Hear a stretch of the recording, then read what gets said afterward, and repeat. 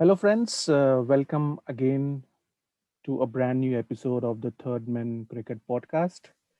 We are delighted to inform you that this is the Silver Jubilee episode of our cricket podcast. Yes, you guessed it right. This is the 25th episode of our podcast, and it's been an amazing journey so far. And we have received a lot of good feedback and love from all of you over this period of time, and we'll always strive to keep on providing quality content out there for all the cricket lovers. And like we always mention, we are open to great amount of feedback and encouragement from your end. And as usual, I have my partner in crime, Ravi, joining in on the podcast. How are you doing, Ravi? Hi, Baya.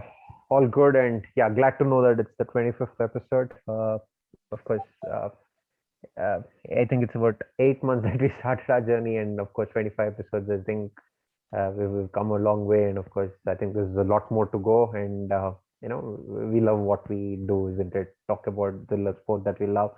So, of course, the 25 number doesn't really feel big. Yeah, absolutely. Um, and also, we'll be discussing wide variety of issues during the course of this episode, specifically relating to the captaincy saga as far as the Indian team is concerned, and the news that we just got a couple of days ago with respect to Virat Kohli stepping down as the T20 captain post the World Cup. But before that, just to mention briefly that while all of us were looking forward to the final test match in the India England series due to be played out at Manchester with the series, beautifully poised at India leading 2-1. Looking forward to another emphatic victory over there, or possibly a fight back from the English and finishing the series on even keel. But it was sadly not to be, and a COVID case related to the assistant physio in the Indian team uh, played spoil sport, and there were a wide variety of um, you know uh, doubts created in everybody's mind as to what caused the test match to not go ahead. On one side, you had the Indian team mentioning that with only one physio at their disposal, who had also turned positive, and most of the bodies knackered at the end of a engrossing series, they did not feel safe in that kind of environment. And with most of them staying along with their families in the UK, also did not warrant the test match to go ahead from that. And most of them felt that that could affect their health adversely and their families as well, and that would jeopardize the upcoming schedule, most notably the IPL and the World Cup as well. While on the other hand, skeptics were out with their knives as usual, and mentioned that the Indian team, took the safer route and did not play the test for the want of, you know, uh, having some more time before they go into the IPL and prioritize the IPL ahead of that final test match against England, which was totally ridiculous as far as I'm concerned, because we all know what place or in what high esteem this team led by Virat Kohli holds Test cricket in. Of course, there was a lot of loss suffered by the ECB due to that, and the BCCI does enjoy cordial relationship with the English Cricket Board, and I'm sure that both are pretty mature enough to find an amicable solution, and they would draw up a revised schedule when India is scheduled to visit the UK next year for White Ball Series, and that will more than compensate for the loss of this test match for the various stakeholders, including the Lancashire Cricket Club uh, over there. But for cricket fans who were looking forward to another mouth-watering clash and a fitting finale to the series, would have been disappointed by that. Nevertheless, it remains to be seen what the final verdict on the status of the series is, and that would hinge a lot on what ICC mentions in due course, if the series is going to be counted as a four-match test series, or if it's going to continue with that one-off test match next year, which I think would not be an ideal scenario, because a lot of things might change in a year's time, players on both the sides, so on and so forth. Um, the jury will be out on that as well. But nevertheless, I think it was still a very, very good series from an Indian point of view, and you can uh, imagine that how they must feel to have won in both Australia and England in the same year within a space of 6 months. Your thoughts on that, Ravi? Oh yeah. So once we all got to know that the game was suspended, right? I think I was the one probably who missed the Nottingham test the most, with 150 odd runs to get on the day five, 9 wickets to go. Uh, I was so upset for some reason. I was not even upset so much on day five of the Nottingham test, but that very morning here in Canada, when I woke up and I was like, okay, the match is not going to happen, right? It immediately stuck in my head. I was like, okay, it should have been 3-1, but nonetheless, India still hasn't won a Test series since 2007 in England. So these were the thoughts which were pretty much settling in my head. Uh, uh, of course, like you rightly pointed out, but I totally agree with you. As in, we know how much uh, India gives importance to Test cricket, especially under Virat Kohli. There's definitely some amount of shift in terms of mentality, fitness, whatnot. So I don't think there has to be much of importance with respect to how it was a IPL versus a first test saga, and because there was genuinely some amount of concerns here and there, and there was some amount of protocols laid by the UAE government as well. So, like, see, we also spoke about how emotions rile up in our previous episode when we were discussing about Pakistan and New Zealand and whatnot. But nonetheless, similarly, when with respect to India versus England, similar emotions were riled up by the English fans, also because probably because they were also trailing in terms of the score as well. So nonetheless, everything is settled now. But a fifth test at Old Trafford would be ideal. I'll still say that would be ideal because um, say if it ends as a draw, or probably if India wins it, say 1 year from now as well, probably in June 2022. It will still go down as a 2-1 series win, and for the history records book, it would be a nice detail to add saying, okay, this pretty much took place in 2 years because there was a pandemic prior then and whatnot. So that, I personally feel I'm absolutely fine with the fifth test taking place, and not necessarily as a single test like how many want it to happen. To be honest, I want it to be a continuation and just get done with it. Is what I personally feel, and I think I'm pretty sure even probably the players also would want to look at it in that way. That's my take on. I'll say that's my disappointment with respect to fifth test being cancelled, and nonetheless, I'm to be honest, it would be nice for the series to end completely with fifth test taking place, maybe in a different month, perhaps in 2022. That's my take, Baya. Yeah, fair enough. And obviously, it remains to be seen how things pan out going forward and how that match now happens, whether it's compensated with extra T20 games is what is the idea moting around, because next year after India plays that white ball series in England, they'll be looking at the next T20 World Cup in Australia, or whether they want to go ahead with the test match or not. So nevertheless, it was an engrossing series, and such test series are far and few between in today's scenario, as we're all aware. So that's with the England tour. But our major point of discussion is obviously the big breaking news in Indian cricket with respect to uh, the issue of captaincy.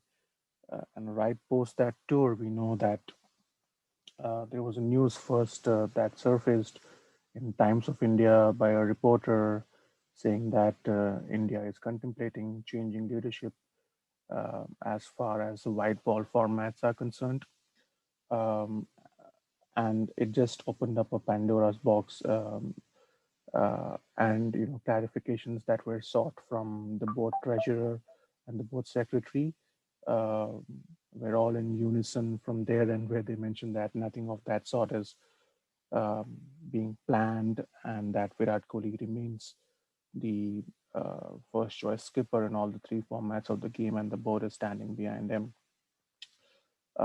which led to a quirky smile on my face when I heard those comments from these administrators, because there has been a history that there is no fire without a smoke, and if there was a report that surfaced in a leading daily national, then it would not have been without the help of any insider within the BCCI who would have leaked that kind of a news. And we have seen many historical evidences where such news has been broken out by insiders from the board, which raises a suspicion and creates doubts in the mind of the cricket loving public first, and then it is pretty much uh,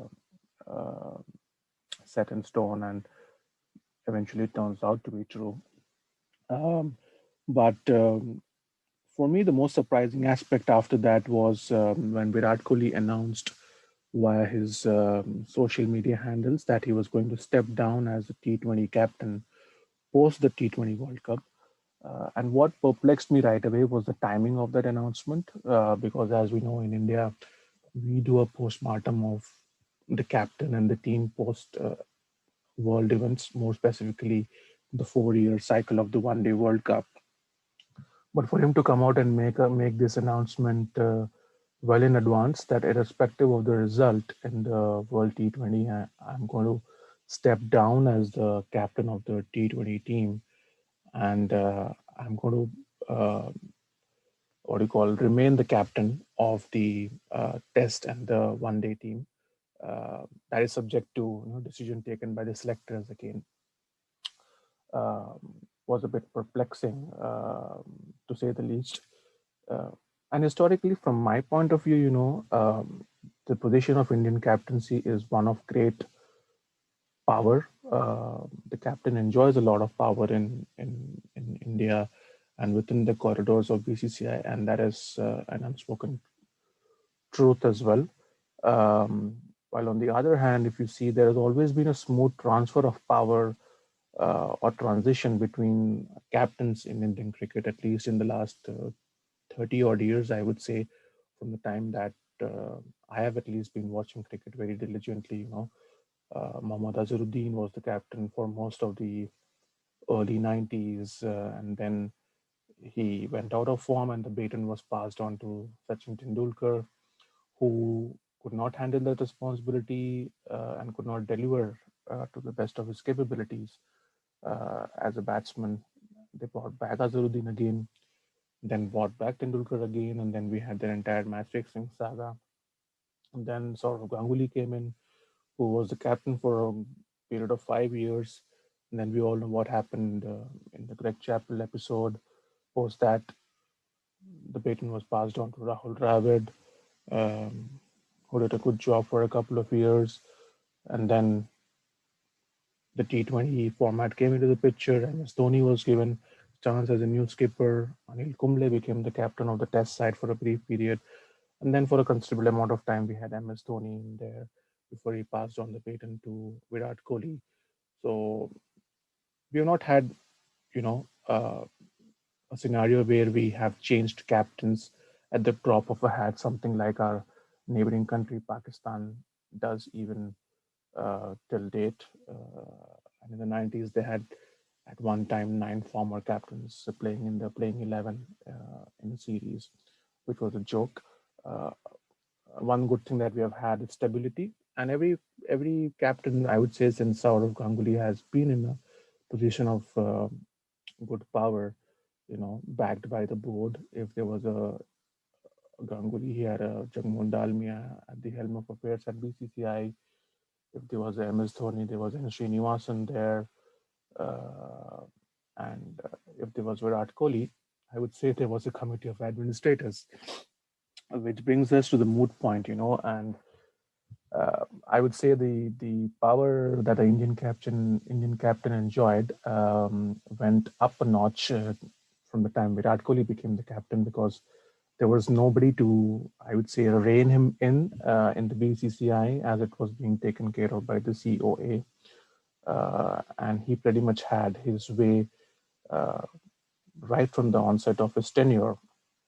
uh, and his request to do away with somebody like Anil Kumble, block the entry of Rahul Dravid and Zahir Khan as the batting and bowling consultant into the team. Also, you know, made him get his way in that. So there was nobody in the BCCI to have that check and balances, and maintain that power equation uh, in the cricketing scheme of things. Uh, and I see that the recent situation that arose has also got a lot to do with, the influence of a certain sort of Ganguly, Jay Shah, who are handling BCCI and wanted to bring certain checks and balances into place. We'll of course discuss the cricketing angle of that as well. And I might think that this leak of the news via the Times of India platform also might have upset Virat Kohli in that regard. And there has been a discussion of, uh, possibly appointing somebody like Rohit Sharma as captain for the white ball formats going forward, uh, uh, because Virat Kohli has been at the helm of affairs for two ICC events. To be fair to him, Indian captains of the past have been, uh, you know, captaining at far more ICC events than that, but because we lost at crucial junctures in these ICC tournaments, specifically in finals of the Champions Trophy, semi-finals of the One Day World Cup, and the ICC Test Championship final as well. So that is what has brought his role under far more scrutiny. And I think that he also had this inkling, or signs might have been given to him, that if the result does not go India's way in the upcoming T20 World Cup, which is nothing short of winning the trophy, of course. Anything apart from that would be considered a failure. That they will look at, say, somebody else like Rohit Sharma for the white ball formats, and probably to insulate himself from that. Uh, I would not say sacking as a white ball skipper, but moving on to another person in the white ball format made him take this decision and announce it on his own. And what is interesting is he himself proclaiming that I want to continue as a red ball captain and the one day captain, possibly until the 2023 One Day World Cup. So he is himself safeguarding, as far as the two formats are concerned. I think it's a no-brainer when it comes to the red ball format. We got to give Virat Kohli, the captain, his due, because he has put Test cricket as a number one priority for him and his team in this day and age. Um, and is very, very serious about India going on to become a world beating side, uh, target which he has more or less achieved, I would say, barring another couple of ticks. Under his captaincy, CV, he's brought in a pace bowling revolution in Test cricket, and has mentioned that 20 wickets is a priority, and that is for all to see based on the results that we have achieved. So he's definitely going to end up as the best red ball captain statistically that India has ever seen. Tactically, like I mentioned, he is going to get better. We saw in that Oval Test match. I think that's the best he's capped in India so far in Test cricket.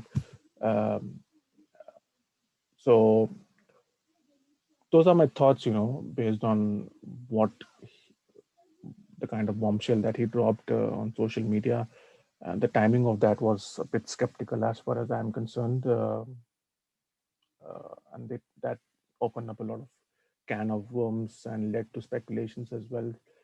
The truth of which obviously will never be known unless and until these players write a autobiography post their retirement, like in many other cases.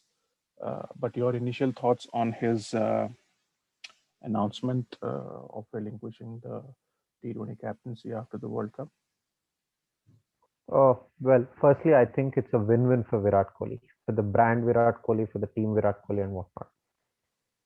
Uh, First side of the argument still remains, to be understood, I'd say, with respect to why after the World T20 World T20 and not necessarily before, because see, factor being, let's also face it. I mean, before probably when I make my points, one premise that I'd like to set is, be it the World Cup in 2023 in India or the current World T20.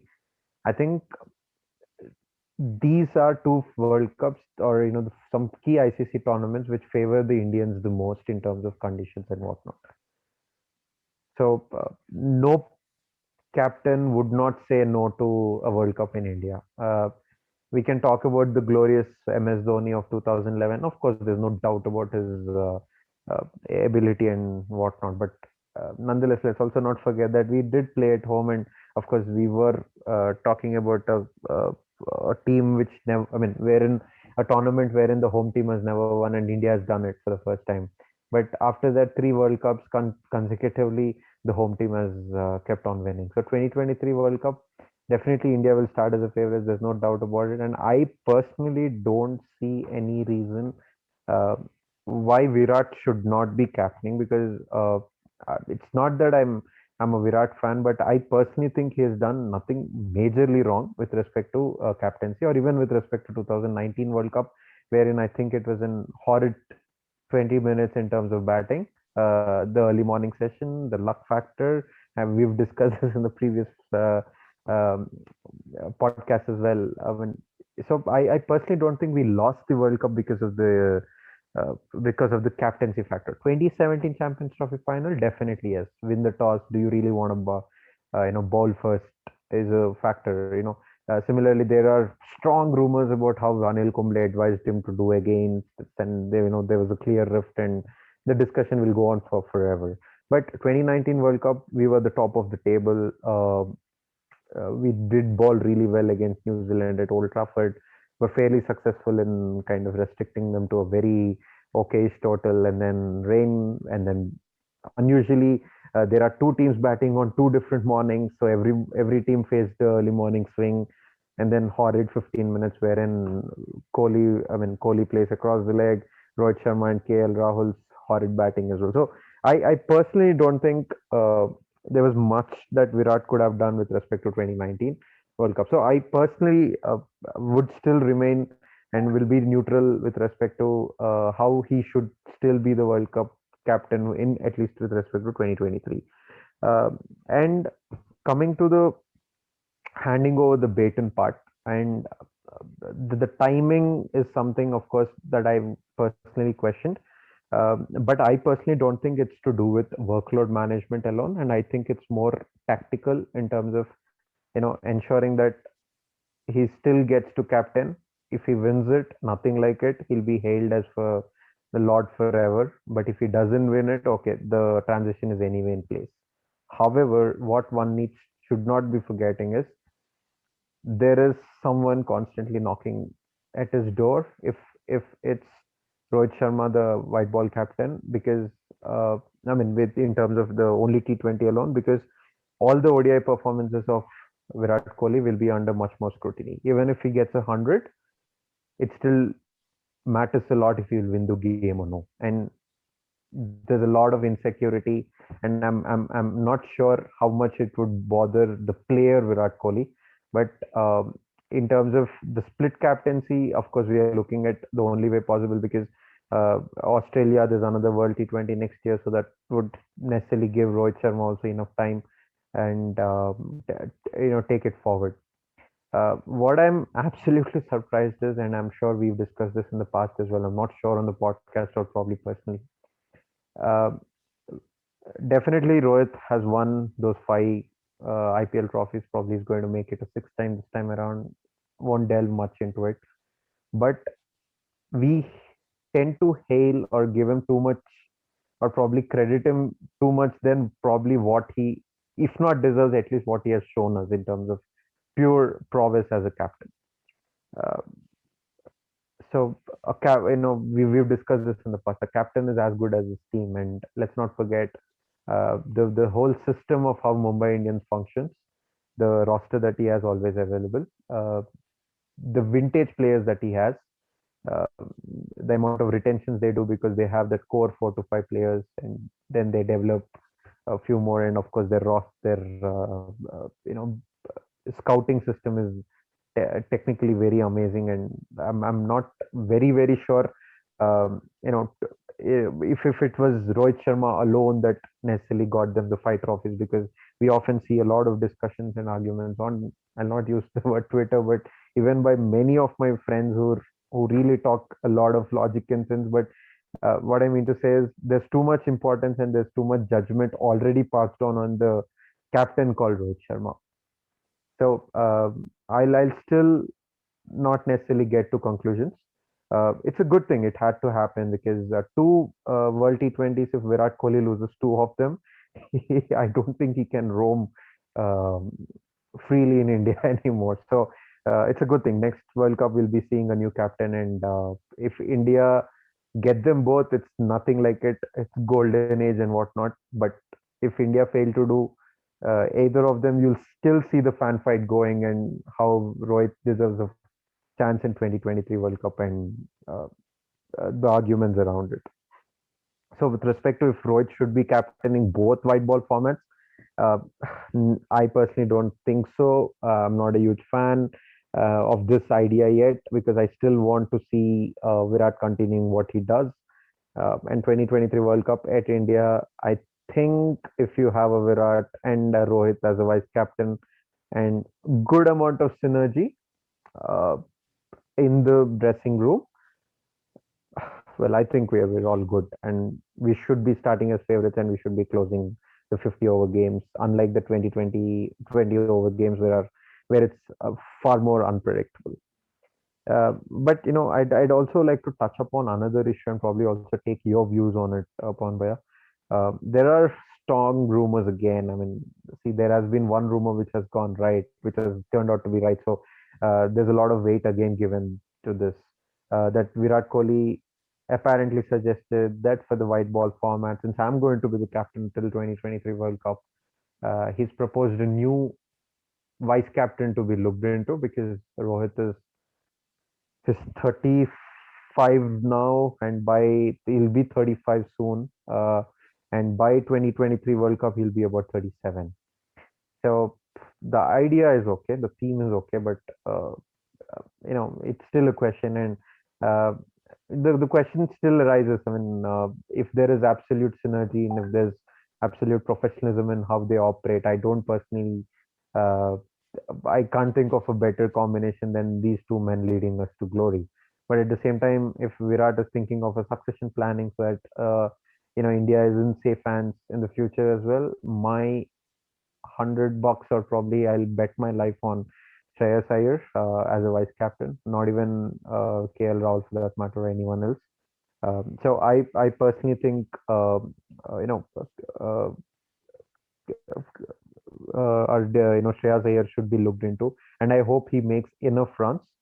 Um, so and he's back into the playing 11, and he's been given the due credit he deserves for his leadership skills. So of course we can also talk about his prowess at Delhi Capitals and whatnot, but nonetheless that's for a we'll talk more probably in the future when he gets to bat now in the upcoming IPL. So that's the possible vice captain theme. That's my two thoughts. What about you, Baya? What do you think? Yeah, I mean, even I was reading strong rumors that Virat mentioned to the selectors that they should be looking at somebody who is young as the vice captain and groom them for the future captaincy role. And the counter argument that was put out as part of these rumors was that really ticked off the selectors, and that was some kind of a final straw. Because this selection committee, led by Chetan Sharma, has taken a stand on certain issues against Virat Kohli and Ravi Shastri, uh, and that has irked them as well, as what I've heard as well. Because as I mentioned, in the last 4 years, the Kohli Shastri combine has wielded great amount of power, and with the people at the helm of affairs and the board also um, being uh, at the back of the selectors, has given them that authority to take a stand as well, and that's how it should be between a healthy discussions. Which also draws to the point that when it comes to a split captaincy model, I mean, we have hardly had that split captaincy model in a country like India, We've had one captain across all the formats. It remains to be seen whether Virat Kohli continues to be the ODI captain or not, because he himself has mentioned in that tweet of his that he's only going to step down as a T20 captain and going to remain captain in the other two formats. But the final decision rests with the selectors. What if tomorrow selectors come and say, "Hey, for the consistency basis, we want to have Rohit Sharma as the captain for the white ball formats," and so he's going to remain the captain now for both the ODIs and the T20s, and we're looking ahead to his captaincy as far as the next T20 World Cup in Australia is concerned and the 2023 World Cup in India is concerned. So we might see that also happening, and Virat Kohli in that situation might not be able to do anything and just play as a player in the one day format as well and only captain India in the red ball format. We have seen that kind of a scenario, in England where Joe Root captains the red ball, Evan Morgan is the white ball captain, Aaron Finch does the white ball duties in Australia, and Tim Payne does the red ball duties for Australia. So I it remains to be seen how prudent it is to manage that kind of equation that Virat Kohli is the captain in both ODI and Tests. And one of the strong reasons that he mentioned was workload management. And that also, was not a very uh, fair argument as far as I'm concerned, because you have to ask yourself question as to how many T20 internationals does India play in a year. And if he had to do away with workload management, I mean, if he had to look after his workload management, then it would have made more sense to, for example, give up on captaining RCB in the IPL, because that takes a couple of months, and from next year onwards, it's going to take 3 months of your time, and you've been under the pump, more so without winning a title in the IPL. How about going on a succession planning route in the RCB and groom somebody else for duties over there and relax yourself for those 3 months of the year and give your best for the franchise as a batsman and as a senior player, as opposed to just relinquishing your duties as a T20 skipper. Because apart from the World Cup, I don't think bilateral T20 series are much as it is in the cricketing calendar. And so I found that argument pretty unfair when it came to workload management from that aspect. Uh, and so I feel that I wouldn't be surprised if the selectors take a stand and say that Rohit Sharma is going to be a captain in both the white ball formats, and Virat is going to be our skipper in the red ball scheme of things. And I do not rule that out post the T20 World Cup as well. And it will be interesting to see whom they appoint as the T20 vice captain, like you mentioned, after the World Cup, as that will give us a sense of direction towards the next leader that the Indian team is looking at. And as I mentioned, that the succession planning is very good uh, as far as India is concerned. They always have a youngster earmarked to take upon the role uh, once once the current captain is coming to the end of his tenure. As we're looking at long-term solutions and not stopgap arrangements, unless of course situations arise like it did with Anil Kumble after Rahul Dravid gave up the red ball captaincy, and they thought that MS Dhoni was too naive at that point of time to lead the test side. Um, my bets are going to be, some between KL Rahul and Shreyas Iyer, but I think it's going to be more KL Rahul. He has redeemed himself in the red ball format as well, and he's been in swashbuckling form in the white ball format for India over a period of time, especially the last couple of years. And he's captaining Kings XI Punjab as well. So it'll be a close fight between him and Shreyas Iyer, who is leading the Delhi Capital side. Uh, but I do believe that he's not been appointed the captain for the remainder of the season, and Rishabh Pant will continue to lead the side. Rishabh Pant is another outside candidate, but he's not cemented his place in the white ball format, so that remains to be seen. Whether the selectors are ready to take the punt on, they're ready to take the punt on Pant to lead them in those formats. Um, But yes, that will give a strong sense of direction as to how the selectors and the board feel as to who is going to be the next white ball captain. And I would put my money on KL Rahul being that guy. Um, so those were my thoughts on the future as far as the Indian captaincy scheme of things is concerned. Um, Just one question, or probably an argument that I'm like really interested to have before we perhaps discuss the next scheme of things. Are we rating Rohit Sharma's fitness also very high? Let's not forget the IPL 2020. I mean, I'm not trying to be a pessimistic guy out here, doubting everything and anything. It's just that let's also not forget 2020 IPL, wherein the guy was ready to fly to Australia. Uh, there has been some amount of sloppy communication between BCCI and Rohit's team. Rohit sends a mail to the team saying, "I'm not available, and I'm not available for selection."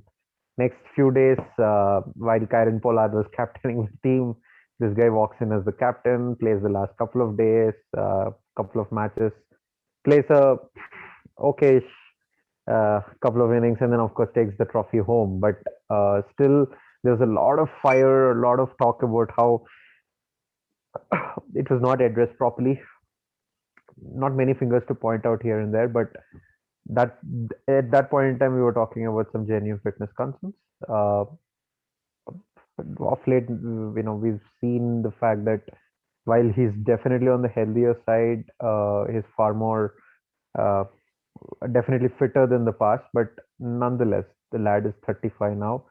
Uh, I'm pretty sure Australia will be looking at Rohit as the leader. But 2023, are we kind of jumping the gun here in seeing him as the captain? I Your don't two think thoughts. I don't think so personally because the modern day cricketers, especially the batsmen, tend to be around until they are 37, 38, or even 40 under some cases. And we know that with the kind of fitness levels the current Indian team maintains, for example, Virat Kohli would easily play until 39, 40. He's got 6 or 7 more years of quality cricket Hmm. at the international stage, and him and same stands with Rohit Sharma as well. And uh, there's kind of a perception built around him, all these things that he is a batsman of lazy elegance, has more time. And I think that recent interview that he did with Dinesh Karthik was very, very good and eye-opening. That he's worked a lot on his fitness and game to reach the level where he has. Hmm. The jury was out whether he's going to be successful in the test format as an opener in testing conditions like England, and he has answered his critics with aplomb over there. So I don't think it's going to be an issue. He's going to be between 36 and 37 by the time 2023 World Cup comes around, and I don't see that being an issue. Of course, form is something which is not guaranteed, and that cannot be guaranteed by anyone. Uh, uh, the class is going to always remain there. Um, and I'm pretty much sure that if India do invest and take the decision that he's going to be the man leading the side lead in that World Cup, which is going to be held in India, then he's also obviously going to work towards it and build a team. And he would definitely need this support system around him, like so Virat Kohli and the other senior players to support him in that endeavor as well. So uh, all I would say is, in the last couple of years, there has been a lot of these groups formed, Rohitians versus Viratians, which has been an absolute shambles and ridiculous thing because why can't we just, accept the fact that we've got two world class players playing for Hmm. India, and it is all about Team India at the end of the day, and we should be very happy that we have so many riches to choose from. And if both of these high class players are representing India and are winning matches for the country, that is what should matter for us, and not that who has scored more runs than the other and stuff like that. So I pretty much see that being a amicable solution if that is what the selectors decide. And if it was the other way around as well, if Virat Kohli continues to be the captain under the 2023 World Cup, then likewise Rohit Sharma would give his full possible support to him in that endeavor. And we want Rohit the batsman and Virat the batsman to fire on all cylinders in any world event, and that would be the best scenario for Team India, um, which leads me to the final piece that we can discuss in this whole captaincy issue. And like I mentioned, that he has had a phenomenal record in all the three formats as the captain, and his win percentage in the wide ball formats also is pretty phenomenal. And it's very sad that we in India judge a captain only by the number of ICC titles that he has won, which is a tad unfair as well. Like he's won a T20 series in all the SENA countries, Mhm, which mhm. I think is a remarkable feat and a very, very, very difficult thing to match for any future captain. He's won Test series in England and Australia. Uh, and if we play to our potential later this year, we might tick off the box in South Africa as well, which would leave only New Zealand for him to conquer. And we know during his tenure as a skipper, India has not lost a series in India. In fact, you can count on fingers the number of test matches they have lost since he has been the test captain. Very true.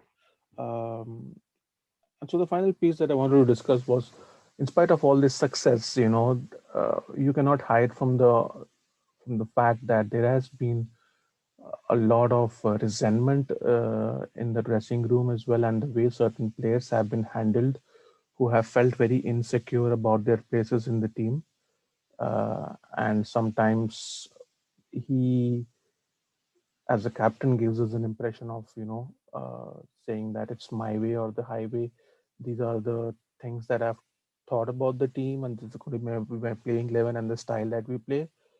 And we're going to cut out all the noise from outside, and we have produced the results by backing our thinking. And if the results don't go our way, then I'm answerable for that as well.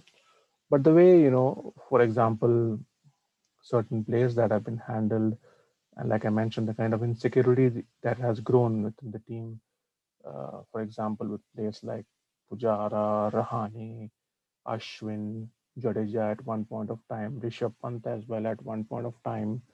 I think the only group that might have been insulated from that insecurity would have been the pace bowling group, because he has been a fast bowler's captain and first Indian captain, I think, to go through that route. Of course, uh, we can add that uh, dictum of a captain being as good as his team in that regard, because he's also been the first Indian captain to have such choices in the fast bowling department, with ready-made backups as well, with which previous captains might not have enjoyed.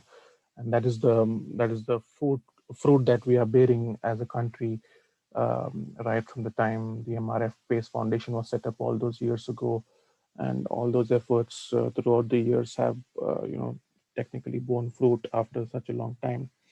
So that kind of a question that arises in my mind about the player resentment and the dressing room atmosphere, because of late we have been hearing another set of rumors as well that the captain has been out of bounds once the day's play has ended in the stadium as well. Once the teams are back to the hotel, uh, Virat Kohli is not open to meeting players, and unlike his predecessor MS Dhoni, whose door used to be some kind of a revolving door, anybody was free to come and have a chat with the captain. um, and having those sense of insecurities, whether you're going to be part of the playing level or not, or whether that kind of communication level is happening between the captain, coach, and the player who is not playing. Apparently, many of the senior players, for example, and many of the coaching staff were of the firm opinion that Ravichandran Ashwin should be brought into the scheme of things for the England Test series, but he had other plans and other thoughts at the end of the day.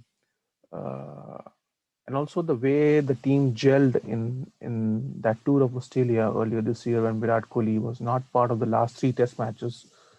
And I remember after that Sydney Test match, Ravichandran Ashwin also coming and telling out that Uh, it's been the best dressing room that he's been part of throughout his career with India. If he was trying to, say something else, or the public was trying to read between the lines, and somebody was joking that those kind of comments might have got him into trouble right now in England, and that's the reason he might not be playing. We're doing the rounds as well. Uh, but that is also one fact, on one side, when we are praising his captaincy, especially in red ball format, the handling of the players and the kind of insecurity that has grown among various senior players during the last 2 or 3 years. For example, Ajinkya Rahane being dropped for those two test matches on the tour of South Africa in 2017-18 season. Um, Also had to do a lot of things that I sense are happening, and especially when Virat Kohli says that these discussions have been on for 6 months now, uh, which led to me finally making this call on the T20 captaincy. So from my perspective, I do feel that you know the administration and the selectors would also have been kept in loop about such kind of you know um, unwarranted atmosphere in the dressing room at some point of time, uh, and the senior players communicating that to the board and the people who matter in the board. Uh, what are your thoughts on that aspect that might have led to Virat Kohli's decision in the end? Well, of course, I mean, while there is success and whatnot, okay, the major important factor I personally feel could be that Virat with his own personality is not everyone's captain for that matter. Like, I mean, you beautifully projected how he's a fast bowler's captain, how he still has faith in few players, especially like KL Rahul, and then they come back and then give him accolades and probably give him the results that he perhaps want. Definitely, as in, he's definitely not that one single character, or uh, he carries that enigma around him, wherein he's probably not most accessible. At the same time, problem is he's filling in the shoes of someone like an MS Dhoni, who's probably a leader that could lead any team in any field to any kind of a success. It's more of a personality base, and it's unfair to even expect him to be uh, anywhere emulating any of those other characters as well. So of course, I'll not delve much into because we do not know much about many other factors about this, but what I can also mention the fact that is mm, in order to ensure that there is some amount of uh, sanity, perhaps in the dressing room. I think, at least for this World T20, I think BCCI has probably taken a step to get in a recently retired Indian legend, so that and within where at the very same UAE, in the dressing room, probably he'll be there, talking to guys, to talking to his two prodigies of Virat and Rohit, and telling them what he probably thinks. And at the same time, I do not want it necessarily to be a completely uh, strategy driven game by someone who's out of the game for a long period of time. Let's also not forget that MS Dhoni doesn't necessarily have the immense experience that probably a team needs, even in UAE for that matter. So it's important to maintain that fine balance between a captain's strategy and at the same time do what probably a mentor is highlighting. And at the same time, you have a Ravi Shastri as well. So I think it's a nice culmination. Um, so even on, I forgot to even actually mention this. Uh, ep- there were few. I mean, I'll not take names here, but few folks who have observed BCCI circles, or who are part of the international cricket circuit very closely, and they did mention many a times that Anil Kumble is one character who is absolutely arrogant and very livid and is not as calm as he seems to be. And hence there was a huge rift between a 27, 28-year-old Virat and then Anil Kumble as well. So it's important for the coach also to kind of think in the line of what the captain wants, and then if there are any cosmetic changes that need to be done, there is always the board sitting here, and that necessarily took place in India's case, wherein unlike you know, say our neighbors who handle this issue very, very clumsily. I think we've done the transition also fairly without much of a fuss. Of course, there will be natural fuss because um, a legend of the game stepping down will be inviting some amount of discussion. This happened in the past, so there's no two ways about it on those lines. So that's one aspect I wanted to talk about with respect to how it's important for the sane mind Virat to manage the captain and vice captain, and then of course, like you rightly mentioned, during the start, it's a must for us to win the World Cup. And anything else, it's as bad as look going out in the first round. Your take, where?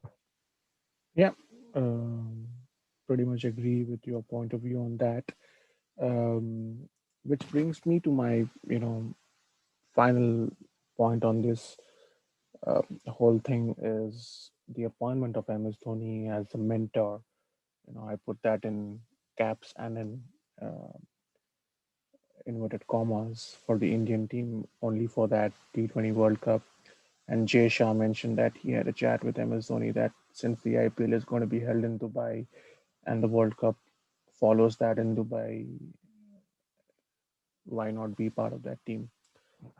The fans of the former captain will come out and say that because he has the experience and the wherewithal of winning three ICC trophies during his captaincy tenure, he will be able to, uh, you know, play a good role as far as mental preparation is concerned when the Indian team reaches the crunch uh, in that tournament, uh, i.e., the knockout games, is one side of the argument.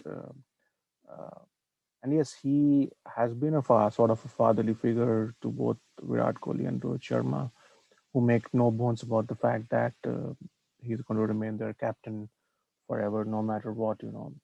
He was the one who uh, changed Rohit Sharma's career when he gave him an opportunity to open the innings in the white ball format.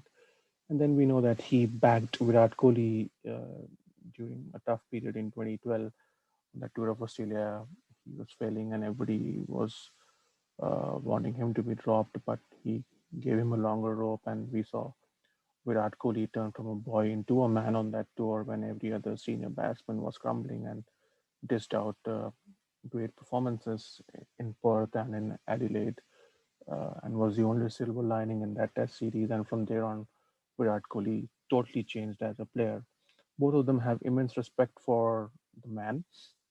And the other side of the argument is that maybe that also might or could have played a role in Virat Kohli's decision, because when you see such kind of a person, a man of such stature coming into the dressing room, uh, that might undermine your authority as a skipper, and that might undermine the authority of Ravi Shastri as a coach. Although he has made no bones about the fact that he's obviously not going to be the Indian coach post the World Cup, and is pretty satisfied with what he has achieved in his tenure. And we all know that Virat Kohli has been calling the shots for the last 4 or 5 years. So presence of somebody like MS Dhoni, whom he has immense respect for, but he'll also have somebody else's opinion being told in that dressing room, along with Rohit Sharma, um, might have also made the situation uneasy for Virat Kohli. But the positive side, like I mentioned, is when it comes to the crunch and when it comes to playing uh, the right kind of playing 11, especially with the cracks at the back end of the IPL being tired and helpful to the spinners. That's going to be a huge factor as well. Uh, so it remains to be seen how successful this turns out to be. That is the experiment of having MST as a consultant. I'm pretty much sure that it's going to be a one-off, and he might not be, willing to take on any further roles post the T20 World Cup. Uh, although strong rumors have been floating again from today that they're looking at possibly Anil Kumble or VVS Lakshman to, be the head coach post the World Cup. So that remains to be seen whether Anil Kumble is going to be brought back into the scheme of things or VVS Lakshman accepts that responsibility. Um, uh, all in all, uh, it again is going to totally depend on the performance of our team in the World Cup. And as I say, result is what is matters, and nothing short of winning the trophy would satisfy the Indian cricketing fans at this point of time. And only time will tell what's going to, unfold and what the future holds as far as uh, the white ball captaincy for India is concerned, and who's going to be the heir apparent after Rohit Sharma as well in that format. But all we can hope for at this point of time is a very, very good and a professional performance from Team India in that all important World Cup. Um, Having said that, I think we can draw curtains on our current episode. I think we've had a very, very fruitful and a very good discussion on this uh, topic. Do you have anything to add further on this, Ravi? Nothing more, Pawan Bhaiya. Of course, let's wait and see what else would transpire. And I think, yeah, as you rightly said, Kumble, VVS Lakshman, few portals even reported Virendra Sehwag. So these rumors give me heart attacks. I just want everything to be confirmed, and then probably I'll smell the smoke while I know there is some amount of fire. So yeah, that's pretty much it as well from my side. Uh, any final points, from where? What do you say? No, all's well that ends well, and hope we have a swashbuckling tournament out there in the UAE. And of course, we'll do some kind of a special podcast during the course of that World Cup as well. So thanks for your time today again, Ravi. And thank you to all of you again for your patience and listening into our podcast. Again, please follow the usual drill of like, share, and subscribe to our YouTube channel, the Third Man Cricket Podcast.